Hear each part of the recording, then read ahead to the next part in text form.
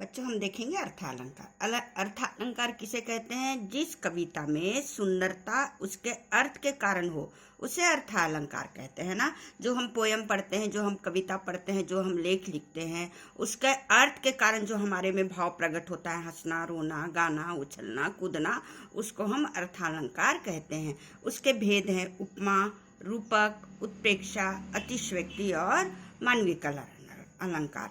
तो सबसे पहले हम उपमा अलंकार करेंगे, देखेंगे। जब किसी व्यक्ति, वस्तु आदि के रूप, गुण, स्वभाव, इस चीज को ध्यान देना, रूप, गुण, स्वभाव, किसी के व्यक्तित्व को हम जब देखते हैं और उसकी स्थिति को जब हम किसी तुलना किसी अन्य व्यक्ति के साथ हम करते हैं, वस्तु आदि के साथ जब हम करते हैं तो उसको उपमा कहते हैं। ठीक है, उपमा देना किसी का। ठीक है, जैसे यहाँ पे उदाहरण है, हरिपद कोमल कमल से, है ना। हरिपद यानी हरि को कमल के फूल से यहाँ पे उपमा दिया जा रहा है। पीपर पात सरिस मंडोला, यानी इसमें पीपल के जो पेड़ होते हैं, जब वो उसके जो हवा में जब वो डोलता है तब हमारा मन बहुत ही शांति मिलती है ना। ठीक है, तो उपमा अलंकार ये है किसी का उपमा देना।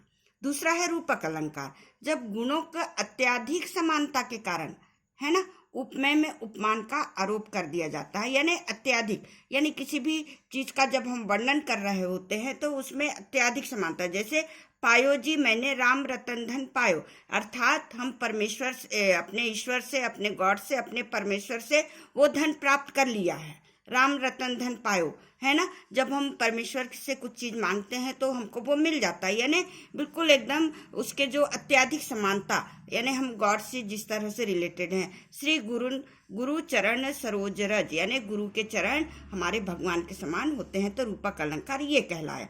उत्प्रेक्षा अलंकार। उत्प्रेक्षा अलंकार में बेटा जहाँ पे मानू जानू जहाँ होता है ना, उसे हम उत्प्रेक्षा अलंकार कहते हैं। जब उपमेय और उपमान की संभावना व्यक्त की जाती है तब वहाँ उत्प्रेक्षा अलंकार होता है। जैसे सोहत ओढ़ित पीत पट श्याम सलोन गात, मानो नीलमणि शैल पर अपल परयो प्रभात, यानी जिसमें मानो जनहू, है ना, जानहू जहाँ पे आता है उसको हम उत्प्रेक्षा अलंकार कहते हैं। जैसे यहाँ मानो आया, इसमें मानो आया, उसे हम उत्प्रेक्षा अलंकार कहते हैं।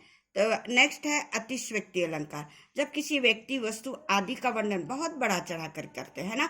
कभी कभी हम बोलते हैं ना, कोई हमसे बात कर रहे होते हैं तो हम बोर हो जाते हैं, बोलते हैं अरे तुम फेंको हम लपेटते हैं, है ना। उसको हम अतिशयोक्ति कहते हैं। ठीक है, अतिशयोक्ति कहते हैं। जिसके उदाहरण है, हनुमान की पूंछ में लगन न पाई आग, लंका शीघ्र जल गई, गए निशाचर भाग निशाचर, यानी दानव, है ना। यानी हनुमान यहाँ पे क्या बता रहा है, हनुमान की पूंछ में लगन ना पाई, यानी आग लगा है भी नहीं है और पूरा लंका जल गया और निशाचर भाग गए। ऐसा हो सकता है बिना आग लगा, है ना। यानी बढ़ा चढ़ाकर जिस बात को बोलना उसको हम अतिशयोक्ति अलंकार कहते हैं। यानी हनुमान की पूंछ पर आग लगी भी नहीं थी और पूरी लंका जल गई, यानी इसमें अतिशयोक्ति की बात हो रही है। मानवीकरण अलंकार। जब प्रकृति के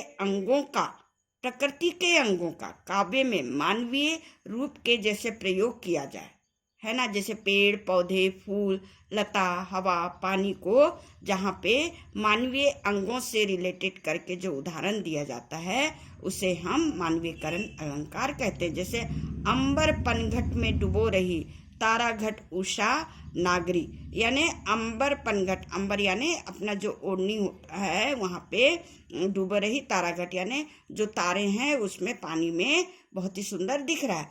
फूल हंसे, कलियां मुस्कुराई, हंसे और मुस्कुराई क्या है, अपने मनुष्य से रिलेटेड है। तो ये हमारा अर्थालंकार के ये भेद हैं बेटा, है ना। उपमा अलंकार, रूपक अलंकार, उत्प्रेक्षा अलंकार, अतिशयोक्ति अलंकार और मानविक अलंकार। ठीक है। अलंकार का अर्थ होता है आभूषण। भाषा की सुंदरता देने वाले आभूषण को अलंकार कहते हैं। अलंकार के दो भेद होते हैं, शब्दालंकार और अर्थालंकार, है ना। शब्दों के माध्यम से भाषा को सुंदर होना ही शब्दालंकार है, जो शब्दों के माध्यम से होता है।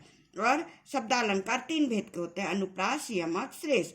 और अर्थ के माध्यम से यानी कविता को पढ़ के जो भाव उत्पन्न होता है, जो सुंदरता उत्पन्न होती है, उसको हम अर्थालंकार कहते हैं। ये आपका शब्दालंकार और अर्थालंकार का ये बेटा, आप लोग इसे अच्छे से समझ लेना, कॉपी में इसको लिख लेना, और जहाँ आपको समझ में नहीं आता है वो हमसे पूछना।